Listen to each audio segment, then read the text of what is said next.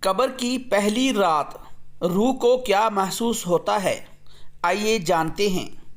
جب انسان دنیا سے رخصت ہوتا ہے تو اس کی روح فرشتوں کے ہاتھوں میں چلی جاتی ہے۔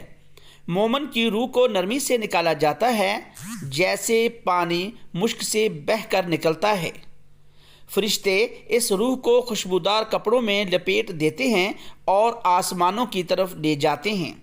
ہر آسمان پر فرشتے پوچھتے ہیں، یہ خوشبودار روح کس کی ہے؟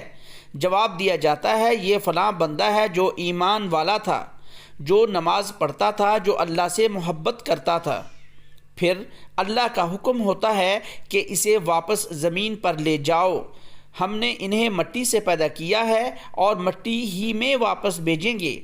جب روح دوبارہ جسم میں داخل کی جاتی ہے تو دو فرشتے منکر اور نکیر آتے ہیں۔ ان کا پہلا سوال ہوتا ہے، تیرا رب کون ہے؟ تیرا دین کیا ہے؟ یہ نبی کون ہے جن کی طرف تمہیں بھیجا گیا؟ اگر بندہ ایمان والا ہوتا ہے تو سکون سے جواب دیتا ہے، میرا رب اللہ ہے، میرا دین اسلام ہے اور میرے نبی حضرت محمد صلی اللہ علیہ وآلہ وسلم ہیں۔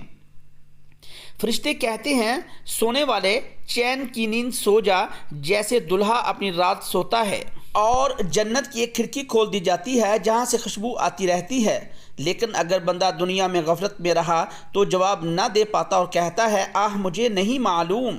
تب قبر تنگ ہو جاتی ہے، اندھیرا چھا جاتا ہے اور ایک دروازہ جہنم کی طرف کھل جاتا ہے۔